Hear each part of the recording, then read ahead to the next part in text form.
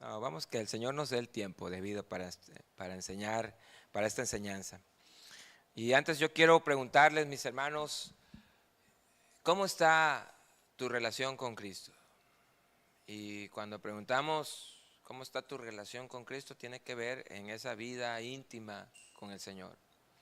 ¿Cómo está tu relación con Cristo? Sí se entiende, ¿verdad? Lo que se quiere preguntar. Una relación con alguien es alguien con quien pasas tiempo, con quien platicas, y si es tu Dios, como es nuestro Dios, alguien con quien nos comunicamos y descargamos nuestras necesidades, pero también la adoramos y la alabamos. Y todo eso y muchas cosas más. ¿Cómo está tu relación con Cristo? ¿Cómo está también? Es válido porque de esto se desprenden otras cosas. ¿Cómo está tu relación con tu esposa, con tus hijos? Pudiera ser a lo mejor con tu papá, tu mamá, un hermano de sangre. ¿Cómo está tu relación? Pero también pudiera ser con un hermano de la fe. ¿Cómo está tu relación con algún hermano de la fe? Vayan pensando, mis hermanos, y que sea el Señor quien les hable. Vamos a leer 2 Corintios, que es donde vamos a estudiar hoy la palabra del Señor. ¿Quieren escuchar la palabra del Señor, mis hermanos? Pues vamos a leer donde nos quedamos, del versículo 2 hasta el 16. Dice: admítanos, a nadie hemos agraviado, a nadie hemos corrompido, a nadie hemos engañado. No lo digo para condenarles, pues ya he dicho antes que están en nuestro corazón para morir y para vivir juntamente. Mucha franqueza tengo con ustedes, mucho me glorío con respecto de ustedes. Lleno estoy de consolación, sobreabundo de gozo en todas nuestras tribulaciones. Porque de cierto, cuando vinimos a Macedonia, ningún reposo tuvimos en nuestro cuerpo, sino que en todo fuimos atribulados, de fuera conflictos, de dentro temores.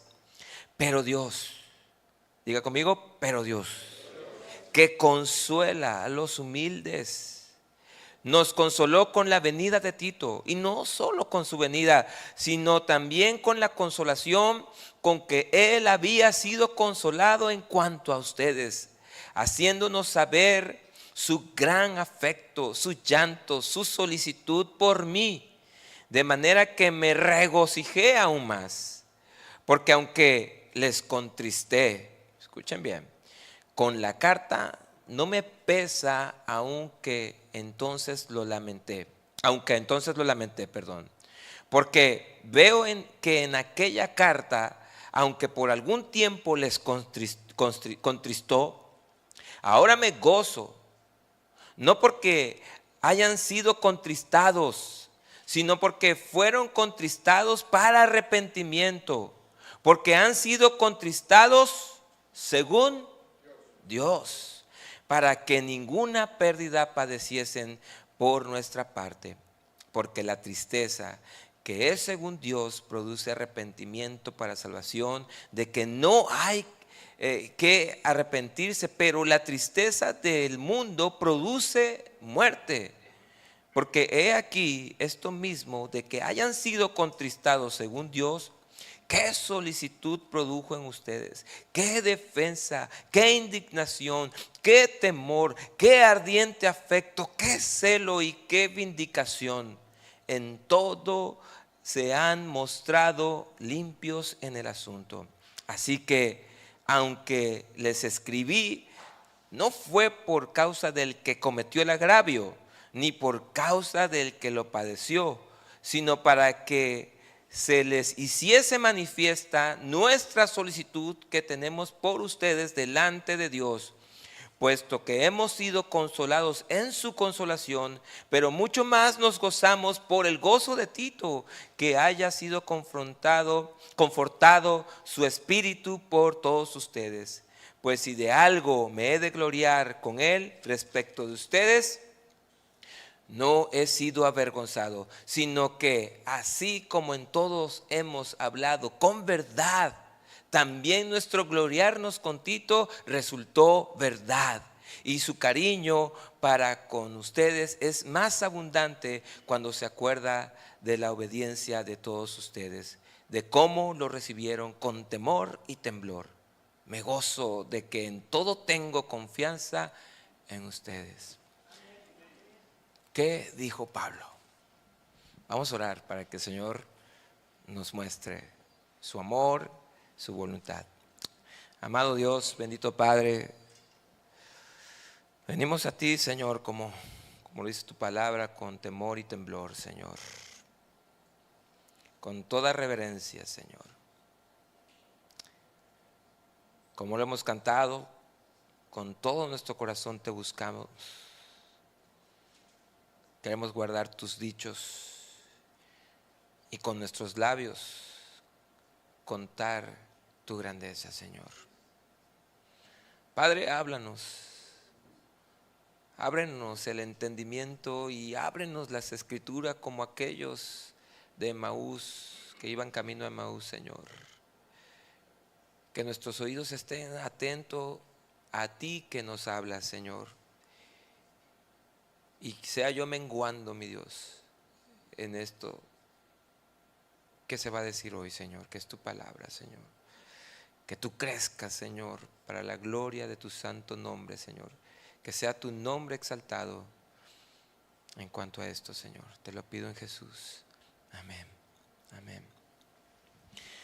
Hermanos, el propósito de un pastor es guiar, es alimentar, es restaurar, dirigir, exhortar, reconciliar, animar a las ovejas. ¿Cuántos están de acuerdo conmigo con eso?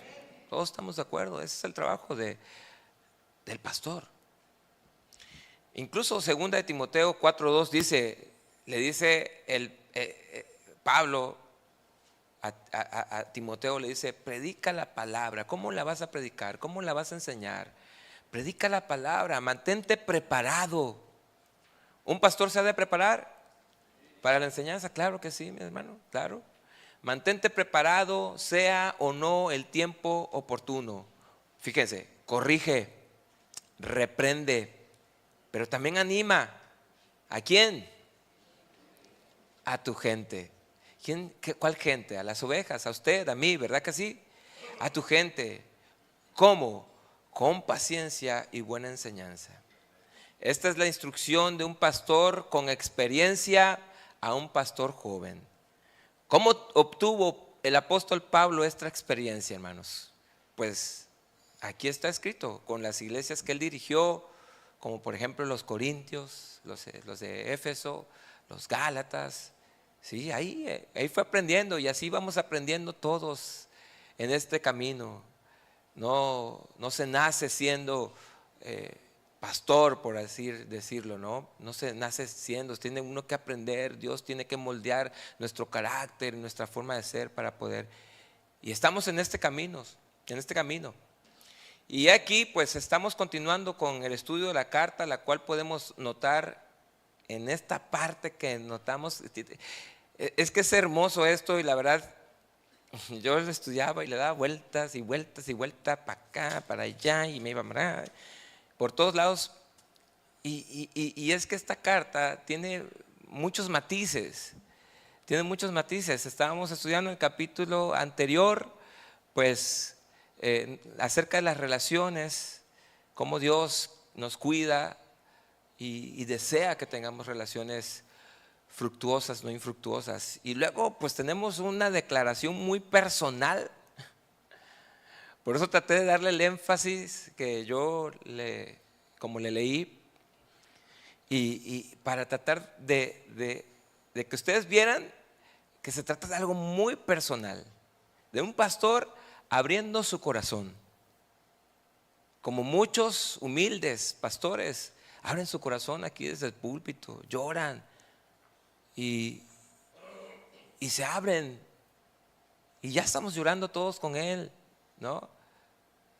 Pero un pastor duro, rígido, es muy difícil comprender el audio con el video, como dice un hermano. Entonces, estamos en este estudio. Es una carta muy personal, un capítulo muy personal de Pablo a la iglesia de Corintios.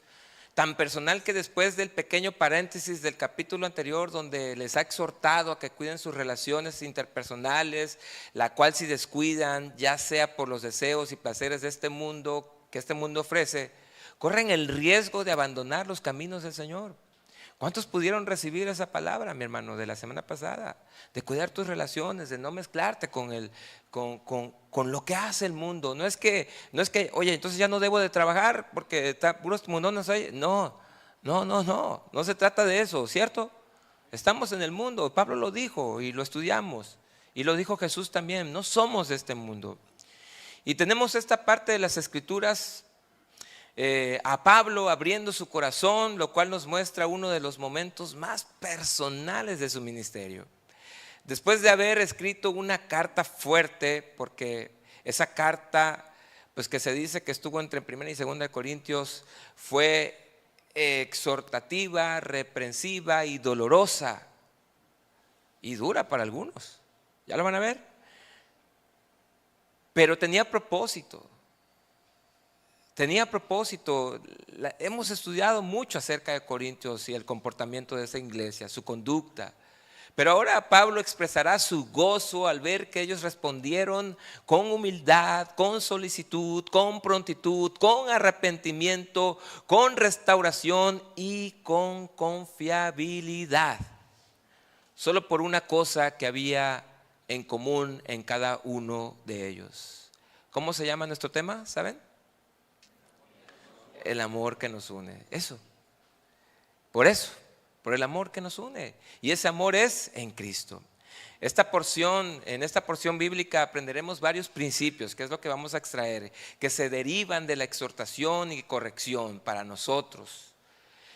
Y para nosotros es una gran lección para saber cómo Dios obra a través del perdón, a través de la unidad y a través del arrepentimiento para sanar principalmente relaciones fracturadas entre hermanos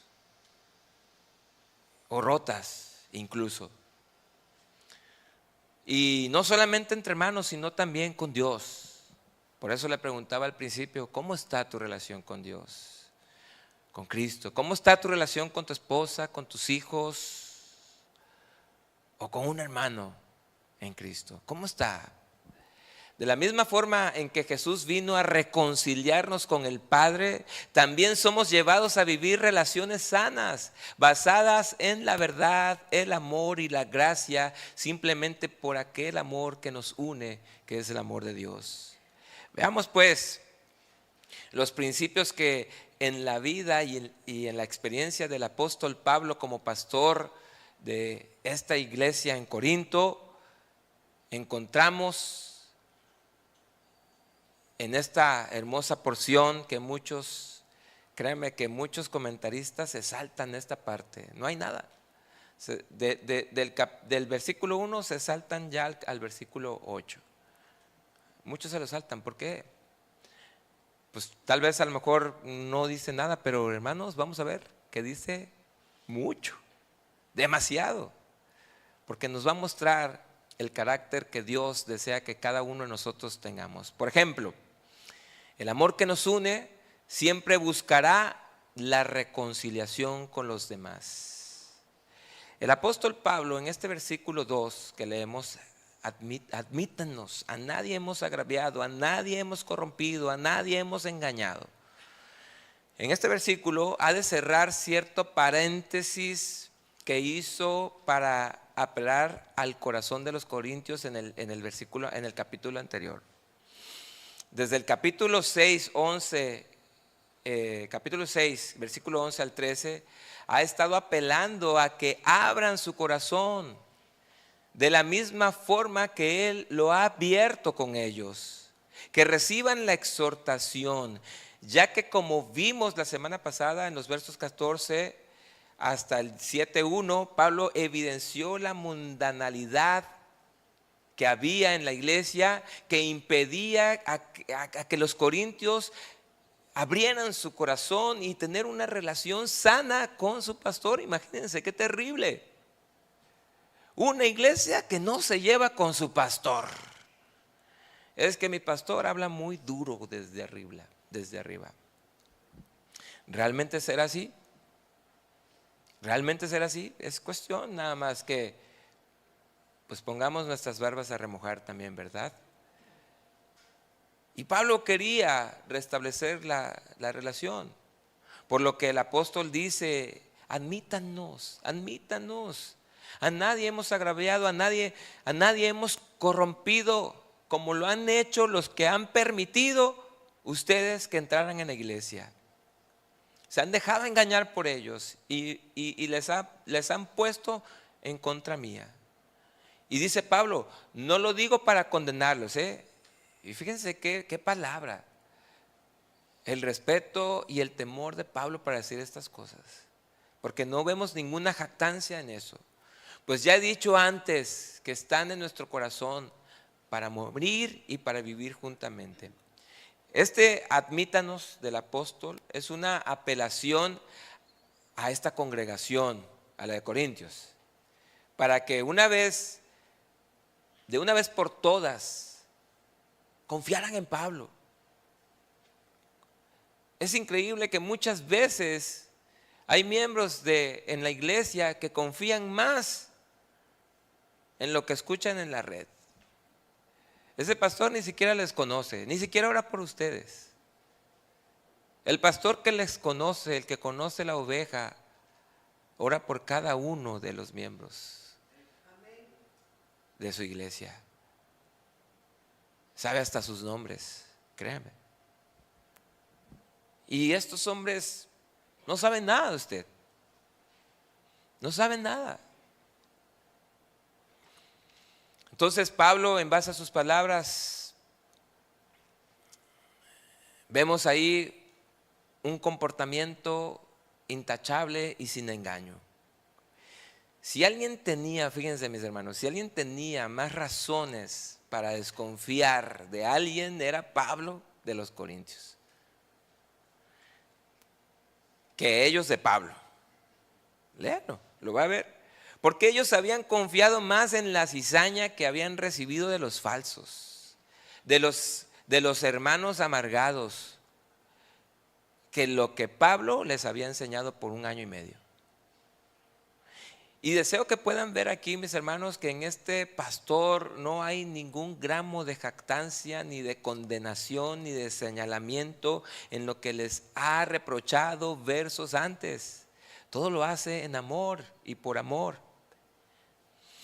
Más que condenarlos, estaba buscando la reconciliación, que es lo que debemos de buscar nosotros. Con Cristo, con nuestra esposa, con tu esposo, con tus hijos, con tus padres, con un hermano en Cristo. Dice el versículo 3: no lo digo para condenarles. No escribí lo anterior para condenarles, ni mucho menos, hermanos.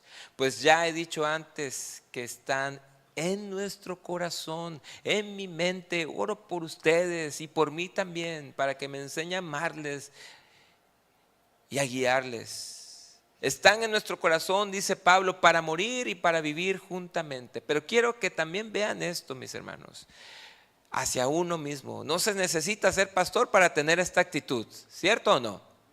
Es una actitud que todo los que nos llamamos hijos de Dios debemos de tener, unos con otros. Recordemos cómo el apóstol Pablo tuvo que hablar fuerte por lo que estaba sucediendo en Corintio. Había una persona que estaba haciendo mucho mal en la iglesia. No sabemos si era aquella persona de 1 Corintios que tuvo un problema con la mujer de su papá, o si fue otra persona que definitivamente ofendió en gran manera a Pablo.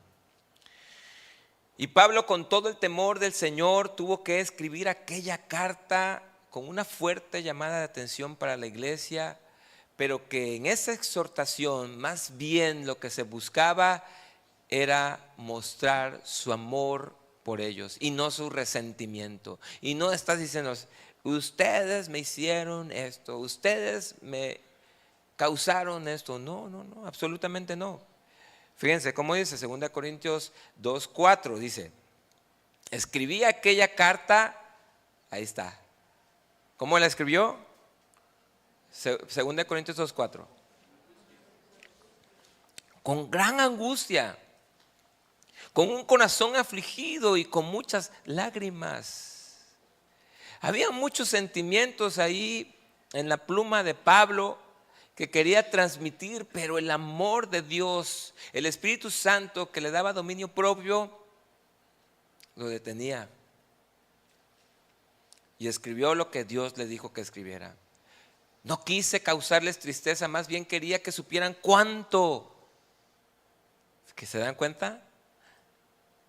Ustedes me engañaron, ustedes me abandonaron, ustedes no me ayudaron.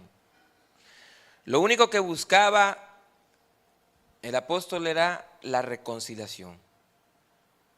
Esto nos muestra el corazón de un verdadero pastor por la iglesia que Dios puso en su mano. Y este es el principio.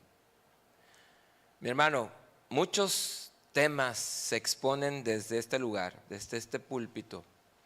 Y estoy seguro de que muchas veces sientes que se trata de algo personal contigo, cuando en realidad es Dios hablándote, mis hermanos. Créanme que oramos y oramos antes para que el Señor sea hablando, para que el Señor sea glorificando su nombre, para que el Señor sea exaltado, y lo que menos es señalar y decir a alguien. Eso no puede ser desde un púlpito. No puede ser. Cuando exponemos la palabra de Dios, mis hermanos, nunca va a ser para humillar a nadie, mucho menos para condenarle, sino más bien es Dios que nos habla. A mí me ha hablado, y me ha hablado duro, y a veces digo, ¿seré yo, maestro? Sí, eres tú. Hay que cambiar eso, hay que corregir eso. Y hay que tomarlo así, no agarrarla con la persona. Es Dios hablándonos para corregir, ¿sabes qué? Lo deficiente en nuestras vidas. Como dice Tito 1:5, búsquelo por favor. Y Dios enviará su palabra para corregir lo deficiente. ¿Sabes a través de quién? De sus siervos. No de tu mejor compañero del trabajo, de la escuela. Fíjense cómo le dijo a Tito 1:5, por esta causa te dejé en la iglesia de Creta. ¿Para qué? Para que corrigieses ¿qué cosa? Habían cosas que corregir, había que hablar duro conforme a la palabra, en una exhortación en amor, había que hacerlo. Y ya vemos el tono de exhortación que Pablo da a las iglesias. Pero aquí la pregunta es, mi querido hermano, ¿cómo recibes la palabra que muchas veces expone y evidencia nuestra conciencia? Porque sabemos que lo que está diciendo nos está confrontando, nos está incomodando, porque simplemente no cuadra con lo que nosotros creemos o pensamos. ¿Cómo recibes la palabra? ¿Cuál es tu reacción? Ay, no me gustó la palabra, y vas y con tus hijos y les dices, hablando acerca de que el Señor ha puesto para emitir su palabra. Quedamos muy mal. Por ejemplo, la semana pasada que hablamos de las relaciones interpersonales, que muchas veces es más cercanas con cualquier, que debería ser más bien más cercana con hermanos en Cristo, que con los del mundo. A muchos no les gusta la idea de que se les diga que deben de tener cuidado con las amistades de este mundo. No les gusta. ¿Por qué será?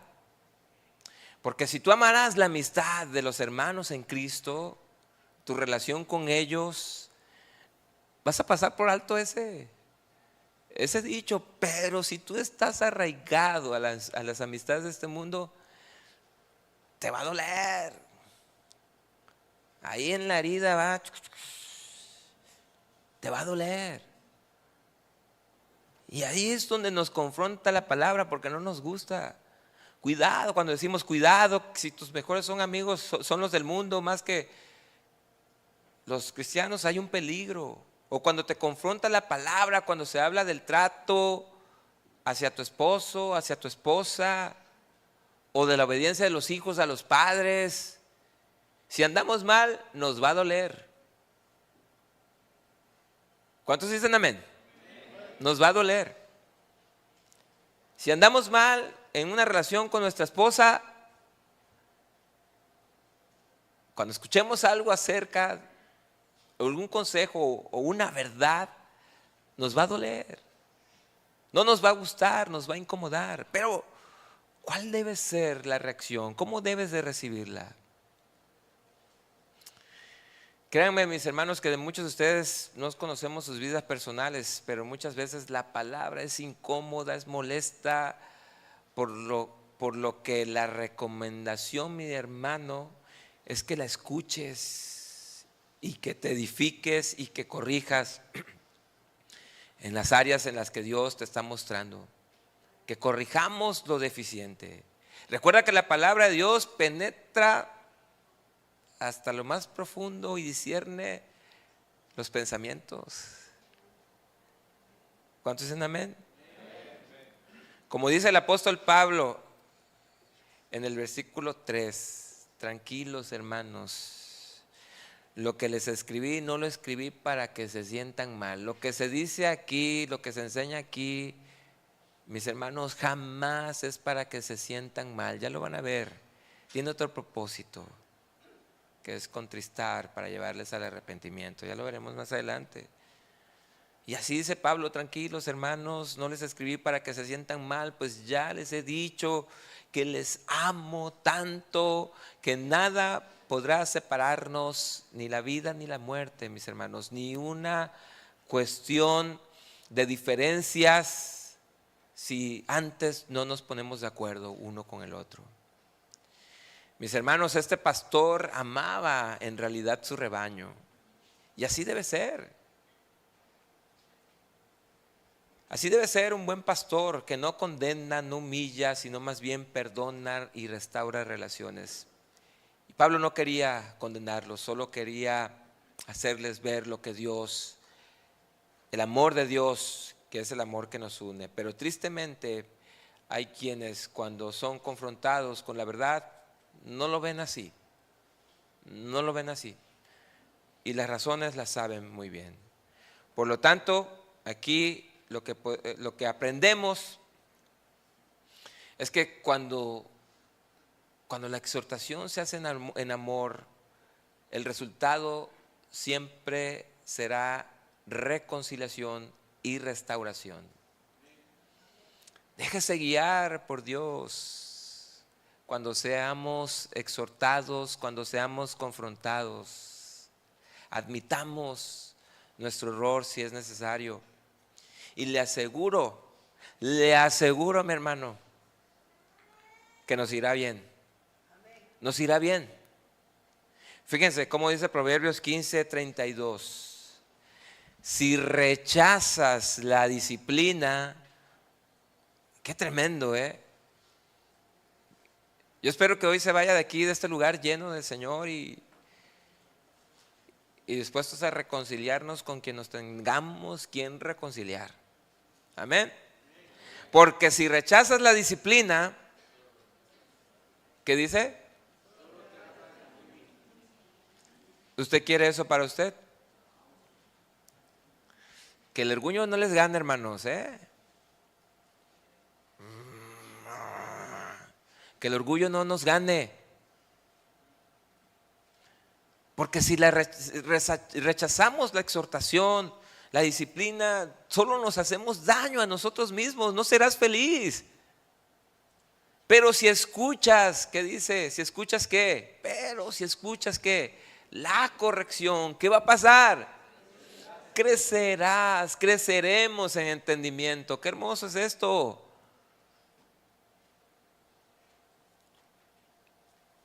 ¿Qué les parece si le damos un aplauso al Señor?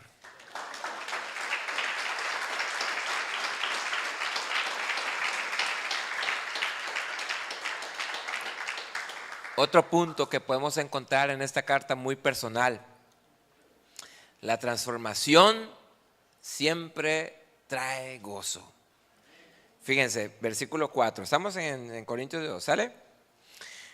Mucha fraqueza tengo con ustedes, mucho me glorío con respecto de ustedes, lleno estoy de consolación, sobreabundo de gozo en todas nuestras tribulaciones. Ay, ¿este Pablo es masoquista o qué?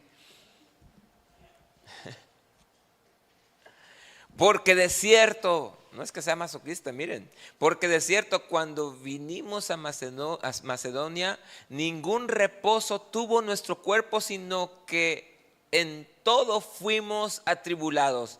De fuera, conflictos; de dentro, temores. Qué tremendo. El pastorado no es fácil, no es sencillo. No es sencillo tratar con personas, mis hermanos, no es sencillo. Pero es la palabra de Dios la que nos va a transformar y nos va a hacer entender las cosas que Dios quiere que aprendamos. Y no es nada fácil el pastoreo, sino que, como menciona el apóstol, hay tribulaciones por fuera y por dentro hay temores. Muchas veces al preparar, por ejemplo, su servidor, al preparar las enseñanzas para aquí, para los jóvenes, o también los maestros que preparan las enseñanzas para sus hijos pequeños, o para ustedes, la iglesia primeramente. ¿Saben algo, mis hermanos? Hay un temor reverente hacia Dios por preparar un buen alimento, un alimento que les nutra, un alimento que nos haga crecer, un alimento que también lleva exhortación, también un alimento sano, un alimento que es conforme al Evangelio. Créanme, lo hemos escuchado aquí. Hay desvelos, hay situaciones a las que se abstiene el pastor, y que mientras otros están disfrutando, nosotros estamos estudiando, preparando por amor, mis hermanos. Y hay situaciones externas y también hay temores internos, como el que Pablo muestra aquí, porque su deseo no era imponerles nada. Acuérdense, como se ha dicho aquí, no se gobiernan vidas. Aquí no se gobiernan vidas, mis hermanos. Aquí el que gobierna es Dios por medio de su palabra. Es Dios quien gobierna.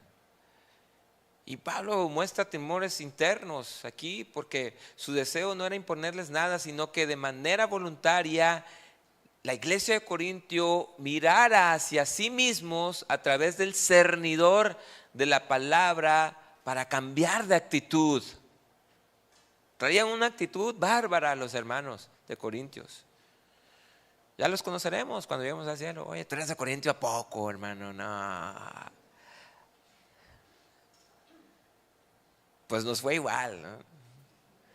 Pero cuando vemos que hay hermanos que reciben la palabra, fíjense, hermanos, cuando vemos que hay hermanos, que hay jóvenes, que hay niños que reciben la palabra gustosamente, aunque fue dura y confrontativa, y cambian de parecer,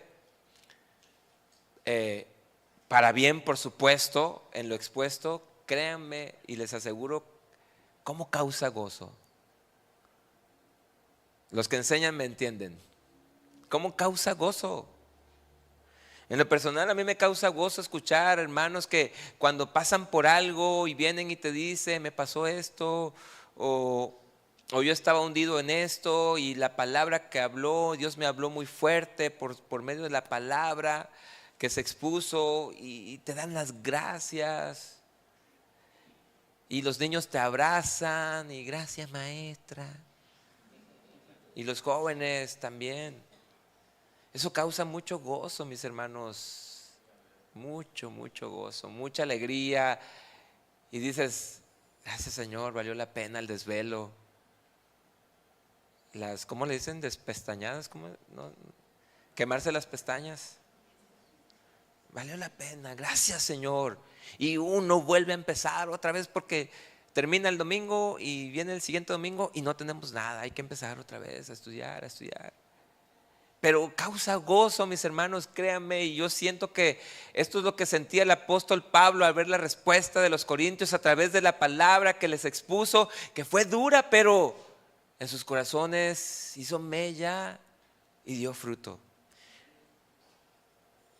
Muchas veces bajamos de aquí con temores por algunos, se los confieso, por algunos rostros incómodos durante la enseñanza. Y a veces, hermano, ¿cómo estuvo la enseñanza?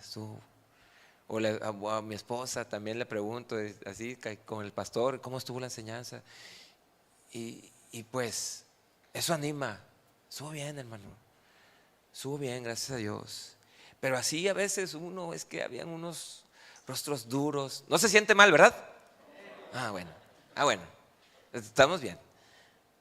Y se los confieso, es duro. Los temas los preparamos con mucho temor y temblor. Créanme, mis hermanos, créanme. En el amor del Señor se los digo, para no hablar en la carne, sino en el amor de lo que Dios nos dice. Y créanme que cuando se está preparando cada mensaje, cada palabra, el Señor confronta nuestras vidas diciendo, oye, qué bueno que lo estás estudiando porque hay que corregir esto. Anda, ve y ponte a cuentas con tu hermano. ¿Qué otra cosa encontramos aquí, mis hermanos? En esta carta, el consuelo de Dios muchas veces viene de quien no imaginamos, incluso hasta menospreciamos. No, que qué te va a enseñar aquella persona, no sabe nada, es un neófito. ¿Qué te va a enseñar? Timoteo es un pastor joven, no tiene experiencia. Para no poner nombres ni nada, ¿verdad? Timoteo, allá con Timoteo, allá con los corintios. Versículo 6 dice, pero Dios, ¿quién, hermanos? Dios que consuela a los humildes. ¿A quién consuela? Nos consoló con la venida de Tito. Miren, recordemos que Pablo estaba muy preocupado por Tito, ¿se acuerdan? No sabía nada de él. Eso lo vimos al principio de la carta. Estaba esperándolo, habían quedado en cierto lugar, pero no llegó. Y Pablo se preocupó por este servidor. No tenía noticias de él, no sabía cómo le habían recibido los de Corinto, porque la cosa estaba fuerte. Todo podía suceder. Pero en el nombre del Señor, Tito, ándale, Dios te acompañe y Dios te guarde. Y Tito estaba bien dispuesto. Y Pablo estaba muy preocupado por los de dentro, ahora sí, por los de dentro. Y también por los de fuera. Pero llega Tito y su presencia le conforta. Dije, le conforta, no le confronta. Le conforta. Y le confortó en gran manera de ver que este gran colaborador estaba bien. Y la actitud que toma este siervo de Dios es maravillosa. La actitud que toma la actitud que toma Tito. ¿Por qué? Porque consuela a Pablo, conforta a Pablo, anima a su pastor.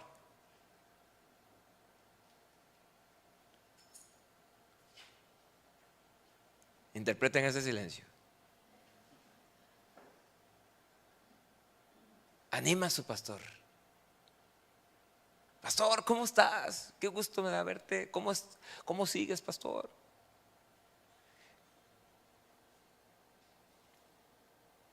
Ahí estaba este servidor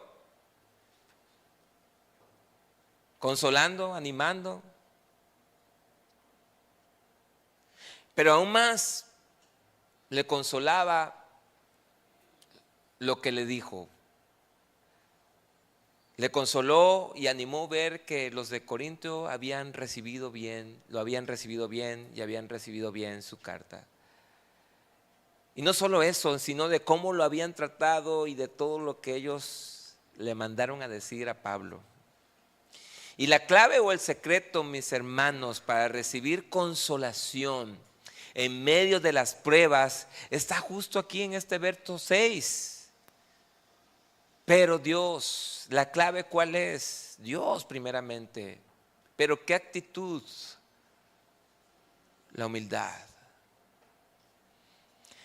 ¿Sabes por qué muchas veces no recibes consuelo o ánimo o te sientes o sientes que nadie se acerca a ti en los momentos difíciles? Por falta de humildad. ¿Cómo estás, hermanos? Bien.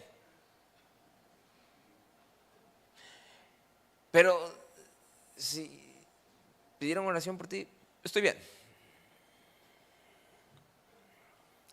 No vas a recibir consuelo nunca, mi hermano, de parte de Dios. Esa es la forma.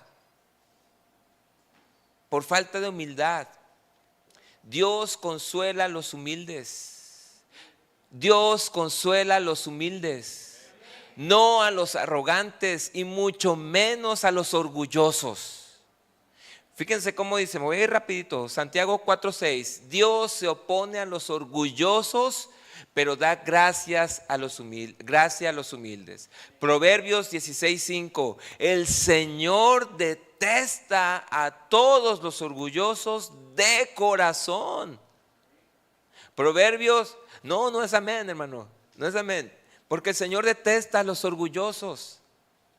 Proverbios 16:18 dice, la soberbia precede al fracaso. Proverbios 16:5-7, el Señor detesta a los orgullosos, ciertamente recibirán su castigo. Muchos hermanos por orgullo no abren su corazón cuando tienen situaciones difíciles. Y no es que nos queramos enterar, mis hermanos, ni mucho menos, pero hay veces que hay la necesidad de buscar a un hermano. Mejor son dos, o mejor son tres que dos, ¿o cómo es? Mejor son dos que uno. Y en vez de buscar ser animado por alguien en la fe, te ahogas en tu dolor, o incluso buscas el consejo donde no es. Mis hermanos, no hagan eso, porque se están perdiendo la bendición de ser consolados por Dios. ¿Quién te puede consolar? Un Tito. Dios, por supuesto, a través de un Tito. ¿Quién era un Tito? ¿Quién era Tito? Un colaborador. Pablo se dejó consolar por quien menos imaginaba, ¿no? Y miren la actitud de Pablo. Pablo fue humilde a ese consuelo y fue receptivo a las palabras de Tito. Fíjense, versículo 7. Y no solo con su venida, sino también con la consolación con la que había sido consolado en cuanto a ustedes, haciéndonos saber su gran afecto, su llanto, su solicitud por mí, de manera que me regocijé aún más. Ya a estas alturas vemos que Corintios ya había cambiado de actitud en cuanto al pensamiento hacia Pablo. Tito consuela a Pablo, le cuenta que los corintios deseaban verle, que habían recibido la exhortación de Pablo de buena gana, que habían recibido la confrontación y que estaban tristes por lo que había pasado, y aún más, que se preocupaban por él. Al oír esas noticias, Pablo estalla en alegría. Y fue como un bálsamo para su vida recibir este consuelo por boca de Tito. Mis hermanos, ¿saben cuánta alegría da cuando un pecador se arrepiente? Vemos personas que llegan con los ánimos por los suelos. Hemos visto personas que llegan así Pero hemos visto también que esas personas, cómo son levantadas por el poder del Señor a través de su palabra. Y si nos da alegría, imagínense, el cielo también nos da la respuesta de cuán alegre se pone. ¿Sabes cuán alegre se pone un pastor cuando es bien recibida la palabra de exhortación y saber que ésta está dando fruto? No, hermanos. Si la palabra dice que hay fiesta en los cielos porque un solo pecador se arrepiente, igualmente cuando se recibe la exhortación y se cambia de actitud. Lucas 15:10 dice Jesús nuestro Señor, así les digo que hay gozo delante de los ángeles de Dios por un pecador que se arrepiente. Un versículo muy conocido. Pues imagínense cuando nosotros cambiamos de actitud en nuestra familia cristiana, si tenemos algo contra alguien. Otro punto, cuando hay arrepentimiento conforme a Dios, escuchen bien, cuando hay arrepentimiento conforme a Dios, esto trae vida. Versículo 8. Porque aunque les contristé con la carta, no me pesa. Ay, ese Pablo. No, que mucho amor, espérense, hermanos. No juzguemos. No me pesa. Aunque entonces, miren, ¿qué dice? Lo lamenté. Pero veo que en aquella carta, aunque por algún tiempo les contristó. Veo que en aquella carta, aunque por algún tiempo les contristó. Cuando Pablo escribió esa carta severa, como les dije hace un ratito, posiblemente entre 1 y 2 Corintios se habla de una tercera carta que no se vaya a matar ahí buscándola, a ver qué dijo Pablo, necesitamos esa carta en el canon. No, tranquilos, Dios no quiso que estuviera. Pero parece ser que así fue. Es lo que se comenta los estudiosos, porque al entrar en ese contexto, pues vemos que algo hace falta, pero tenemos lo necesario. Entonces, cuando Pablo escribió esa carta severa, la cual fue llevada por Tito, él no disfrutó de confrontar tan severamente a los corintios. Hay situaciones que pasan, mis hermanos, y nos ha pasado, más cuando somos servidores del Señor. Necesitamos ser orientados y guiados. Y a veces se tiene que decir las cosas como son. Pero como servidores, ¿por qué hablo con los servidores? ¿Cómo recibimos esa palabra? ¿Cómo la recibimos? ¿Te enojas con el pastor? Porque no tiene razón, porque se equivoca. Tenemos aquí toda esta carta para tomar la mejor actitud. Que Dios nos ayude, ¿verdad que sí?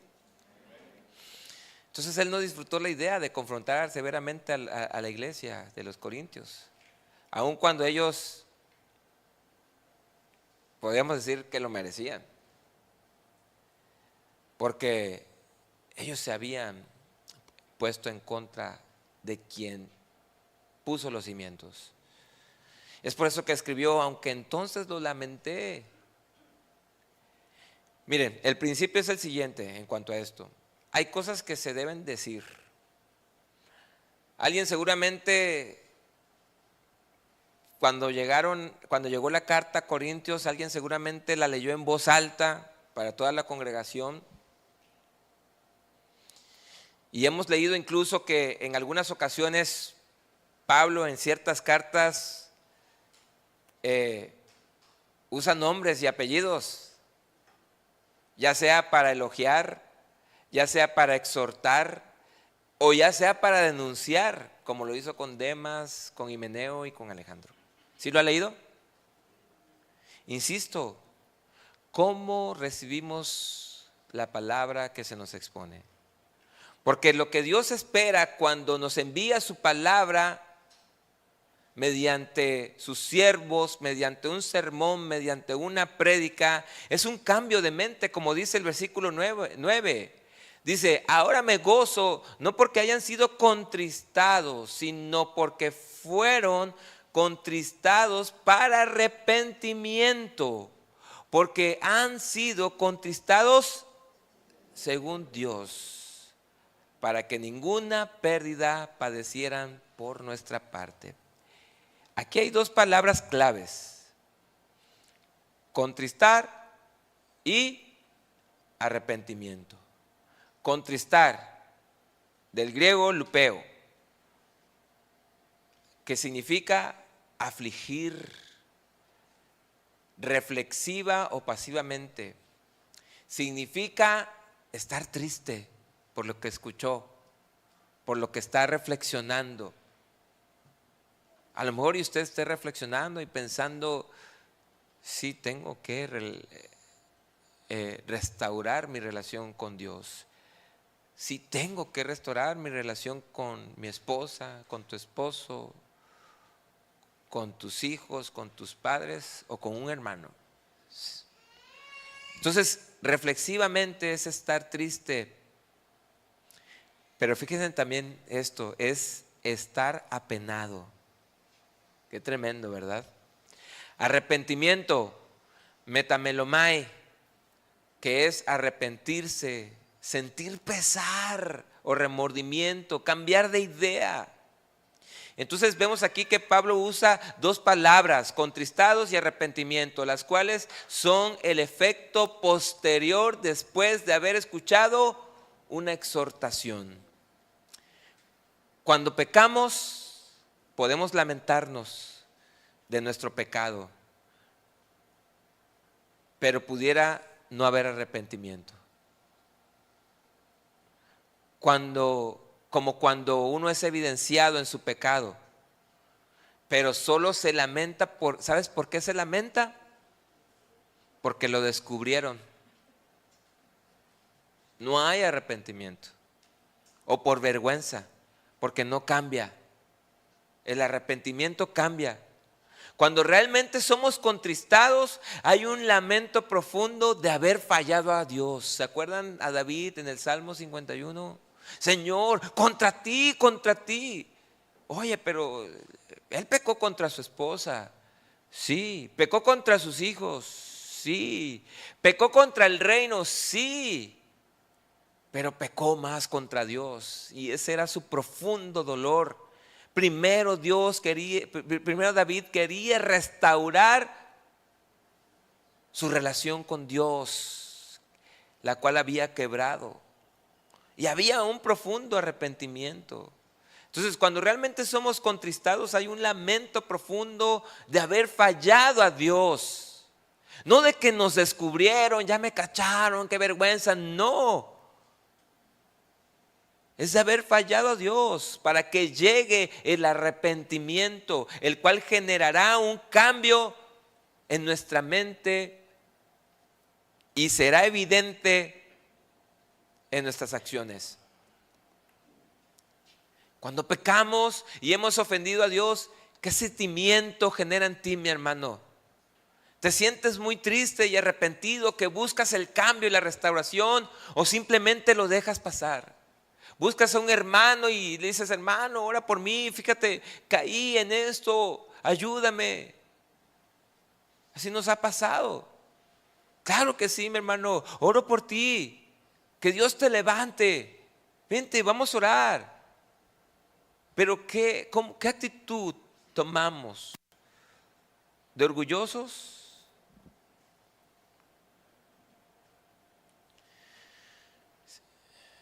Hay que tener cuidado,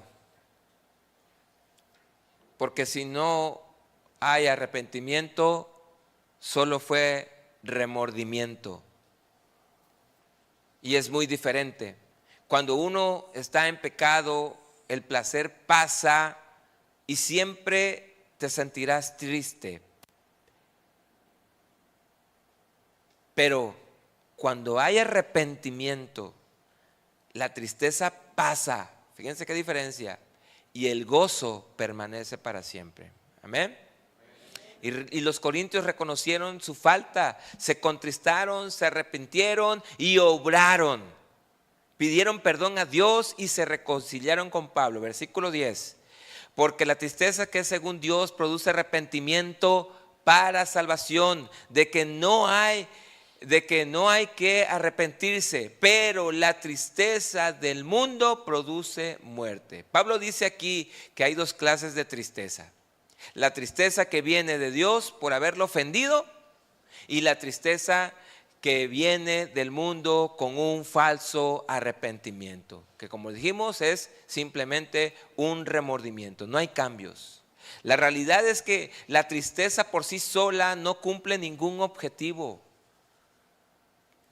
Sí, pequé y ya, no hay cambios. Debe haber posteriormente arrepentimiento. Por ejemplo, ¿se acuerdan de Pedro? Pedro cuando negó a Cristo, ¿se acuerdan? Pedro lamentaba haber negado a Cristo y se arrepintió. Pero ¿qué diferencia Judas?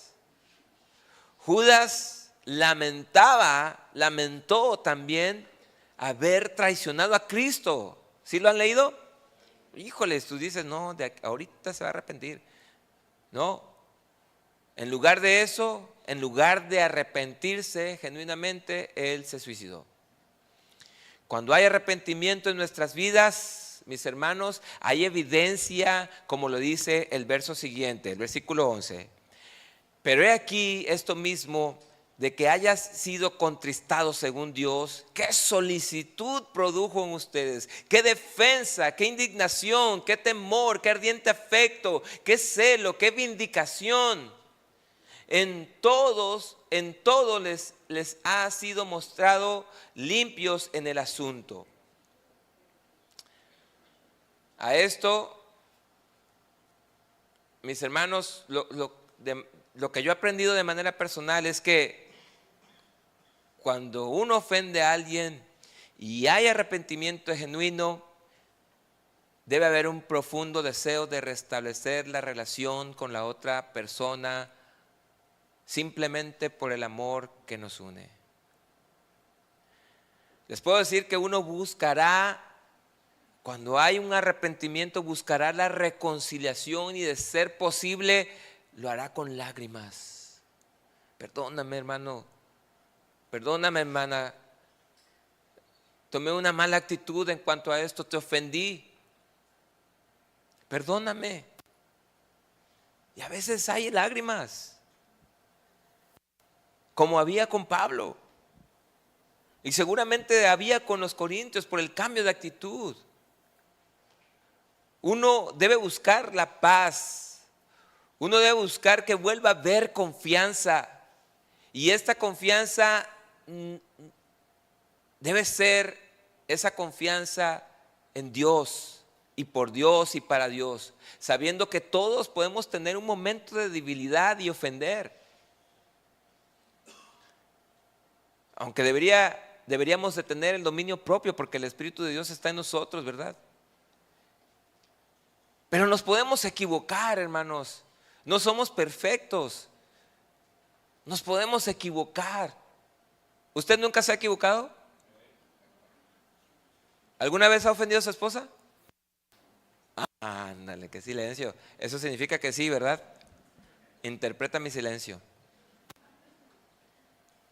Hemos ofendido a hermanos, a nuestra esposa, a sus esposos, a nuestros hijos. Pero debemos de tener confianza en Dios, que Él es quien restaura nuestras relaciones por el amor que nos une. El apóstol dice que en su arrepentimiento ellos demostraron haber hecho todo lo necesario para corregir la situación. Ya lo leímos. ¿Usted qué hace, mi hermano, cuando ha ofendido a alguien o cuando alguien le ha ofendido a usted? ¿Cuál es su reacción? Ya sea de ida o de vuelta, ¿cuál? Si le han ofendido, ¿cede a perdonar genuinamente para que la relación sea igual que antes o incluso mejor? Si usted ha ofendido, ¿busca ponerse a cuentas con su hermano? Dios nos está hablando muy fuerte, mis hermanos, porque el verdadero arrepentimiento es evidente. lo que nos muestra esta carta. Es evidente y trae restauración, trae vida, trae paz, trae gozo. Versículo 12. Así que aunque les escribí no fue por causa del que cometió el agravio, ni por causa del que lo padeció, sino para que se hiciese manifiesta nuestra solicitud que tenemos por ustedes delante de Dios. Cuando el apóstol Pablo escribió aquella carta, no era para recordar el pasado de nadie. Cuando nos estamos poniendo de acuerdo, reconciliando con tu esposa, no recordemos, con un hermano, no recordemos el pasado. Pablo no lo estaba haciendo. Jamás en su mente estaba en echar más leña al fuego contra aquella persona. No, pero es que hermano, tú te pusiste así.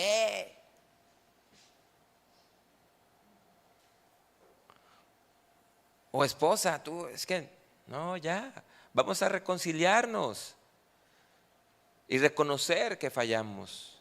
No podemos echar más leña al fuego como Pablo no lo hizo contra aquella persona que le ofendió y le ofendió grandemente y causó mucho daño a los que se dejaron llevar por el engaño, sino más bien su propósito era demostrar el gran amor que este pastor tenía por esa congregación, a pesar de las ofensas y el agravio.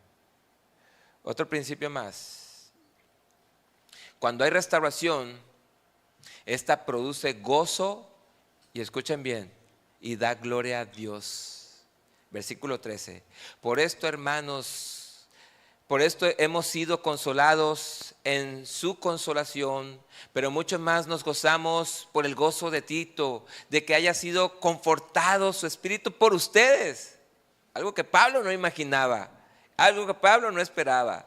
Pues si de algo me he gloriado con él respecto de ustedes, no he sido avergonzado, sino que así como en todos les hemos hablado con verdad, escuchen bien eso, sino que así como en todo les hemos hablado con verdad, también nuestro gloriarnos con Tito resultó verdad. Y su cariño para con ustedes es aún más abundante cuando se acuerda de la obediencia de todos ustedes, de cómo lo recibieron con temor y temblor. Hermanos, me gozo de que en todo tengo confianza en ustedes. Había un gran gozo en el corazón de Pablo por el trato de la iglesia de Corintio para con Tito y la respuesta para con Pablo. El testimonio de estos miembros fue tan evidente que en el siguiente capítulo, ya en el capítulo 8, cuando lo estudiemos, lo van a poder comprobar. Pero, ¿qué es lo que hemos de resaltar en esta parte? En el verso 14 podemos ver la integridad y transparencia de este pastor. Pablo dijo a Tito, lo sabía, yo me lo imagino así casi, lo sabía que ellos iban a responder a favor del amor de Dios, lo sabía. ¿Se imaginan? No se distraigan. Los corintios respetaron, honraron al mensajero, a este servidor que envió el apóstol Pablo. Y Tito, por tal recepción y cariño que recibió de parte de ellos, pues también se entregó a la iglesia, se entregó a ellos y los adoptó como suyos. Pablo dice algo muy interesante, fíjense, le hemos hablado con verdad. ¿Se acuerdan que les hice énfasis? Les hemos hablado con verdad. Cuando Pablo dice esto, nos está diciendo que nunca habló mal de la iglesia de Corintios.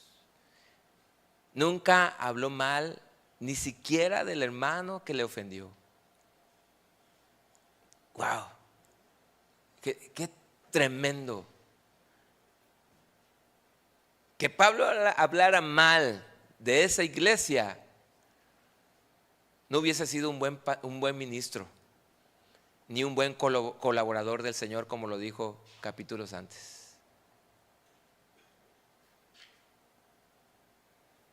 Le pudo haber dicho a Tito: oye, Tito, todas. Pero Pablo se reservó sus comentarios en cuanto a los hermanos. Qué tremendo. En cuanto a la realidad de esa iglesia, y confió en Dios para que Tito regresara con buenas noticias. Y así sucedió. Pablo confiaba en Dios y en que la palabra tendría uno o dos efectos. Uno u otro efecto. O la recibieran de muy buena gana, o que la rechazaran aún con el riesgo de que agredieran a Tito. Pero qué hermoso es esto. Qué hermoso es ver destilar el amor de Dios derramado sobre sus hijos, de uno y de otro, para que sus hijos unos a otros nos amemos de la manera que Él nos amó. Porque finalmente Pablo dice algo interesante para cerrar. Me gozo de que en todo tengo confianza de ustedes. ¿Será valiosa la confianza, hermanos? Por supuesto. Dios confía en nosotros. Esto quiere decir que si alguien te ofendió, mi hermano, y regresa a ti contristado y arrepentido, debemos confiar en Dios. Debemos confiar en Dios, que ha obrado en el ofensor para arrepentimiento. Por algo está regresando. Porque es la palabra de Dios obrando en los corazones para arrepentimiento. Y es en la que debemos confiar para confiar en los demás. Pedro preguntó a Jesús: Señor, ¿cuántas veces debo perdonar a una persona que me ofenda? ¿7, Señor? No, dijo Jesús. ¿Sino hasta cuántas? ¿En total? ¿Puede llegar a ofender a una persona 490 veces? Y más. ¿Y cuántas veces tenemos que perdonar? Siempre. Jesús dijo: sino hasta 70 veces 7. Eso, mi hermano, es confiar. Una y otra por 70 veces 7. Confiar en Dios. Dios va a hacer la obra tarde que temprano. Mis hermanos, el orgullo siempre te impedirá, o siempre nos impedirá, porque a cualquiera nos puede pasar, reconocer nuestra falta. La arrogancia nos hará hablar mal de los demás, y la soberbia nos apartará de lo verdaderamente santo. Si el yugo desigual resulta en relaciones peligrosas, el amor y el perdón y la humildad entre hermanos mantendrá la unidad en la fe. Cristo desea que seamos conocidos. ¿Cuántos lo saben? Cristo desea que seamos conocidos, pero no porque somos falsos ni abusivos, sino porque el amor de Él está en cada uno de nosotros por medio de su Santo Espíritu. Juan 15:12 dice así, dice Jesús, porque tenemos que centrarnos en el Señor. Este es mi mandamiento, dice Jesús. ¿Cuál mandamiento, Señor? Dinos, Señor. ¿Cuál mandamiento? que se amen unos a otros como yo les he amado. ¿Cómo nos has amado, Señor? Todos sabemos el grado de amor que Cristo ha tenido por nosotros. ¿Y cuánto estamos dispuestos ya, hermanos, por lo menos a reconciliarnos, a obedecer el mandamiento de Dios, a dejar todo orgullo, toda soberbia, a dejar de hablar mal de los hermanos?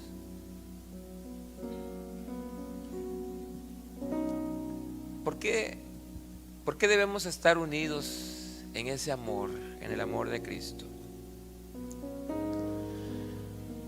Juan 17:21 dice el por qué. Y dice así: para que todos sean uno, como tú, oh Padre, en mí y yo en ti. Que también ellos, ¿quiénes ellos, hermanos? Dígalo por favor. Nosotros, también ellos sean uno en nosotros, para que el mundo crea que tú me enviaste. Hay muchas iglesias que mencionan la palabra de Dios con defectos y virtudes. ¿A cuál nos parecemos? Yo pienso que el Señor está haciendo algo hermoso en nuestra iglesia. ¿Sí lo ha notado? Pero seamos fieles. ¿Para qué? Para que el mundo crea en Jesús. Para que el mundo crea que Jesús estuvo aquí. Versículo 23. Yo en ellos, tú en mí. Y fíjense con lo que dice aquí: para que sean perfectos en unidad. ¿Qué es eso? Para que gocen, para que gocemos de la unidad. Somos hermanos, y esta obra en la voluntad del Señor, mi hermano, va a crecer y se va a llenar, y se tendrá que abrir otro servicio donde van a venir otros hermanos que no va a conocer.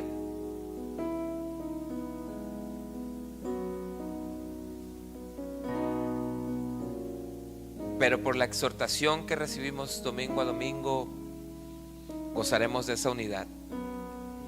¿Para qué? Para que el mundo conozca que tú me enviaste, y que lo que has amado a ellos como también, y que los has amado a ellos como también a mí me has amado.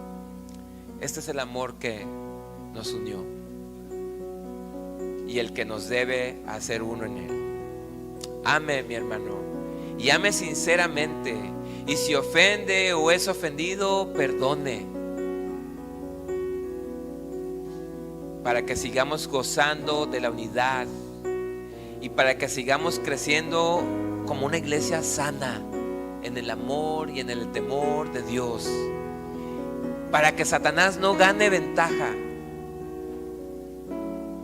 Su esposa es su hermana en Cristo también. Tu esposo es tu hermano en Cristo. Tus hijos son hermanos en Cristo.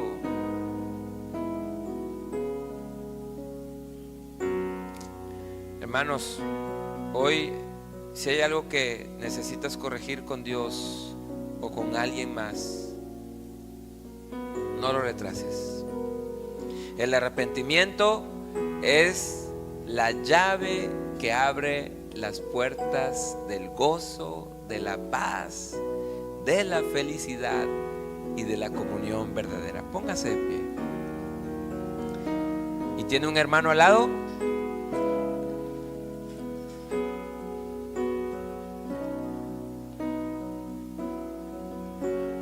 Haznos uno en ti. Haznos uno en ti.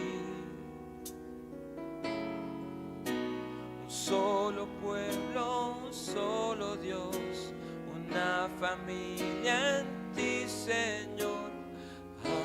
Haznos uno en ti. Haznos uno en ti.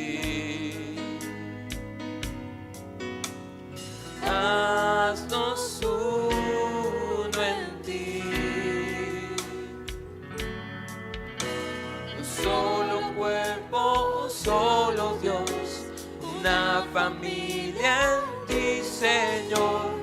Haznos uno en ti.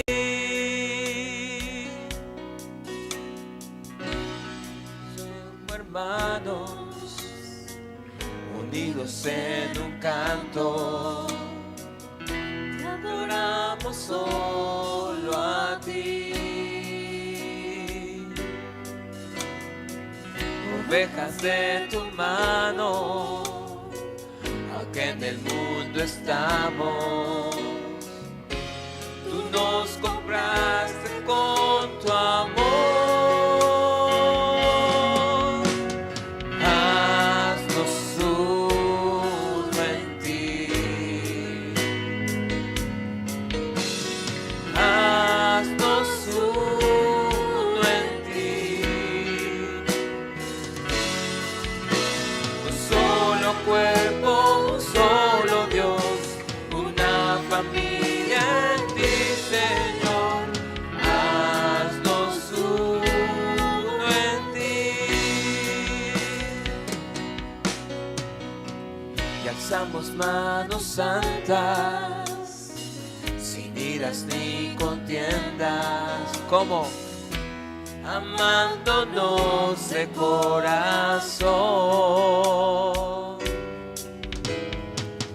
Uno contigo, Padre, para que el mundo crea que Jesucristo es el Señor. Haznos uno en ti. Haznos uno en ti. Haznos uno en ti. Dile al Señor. Un solo cuerpo, un solo Dios, una familia en ti, Señor. Haznos uno en ti. Haznos uno en ti, Señor. Cántele al Señor, mi hermano. Cántele y dile: haznos uno en ti, Señor.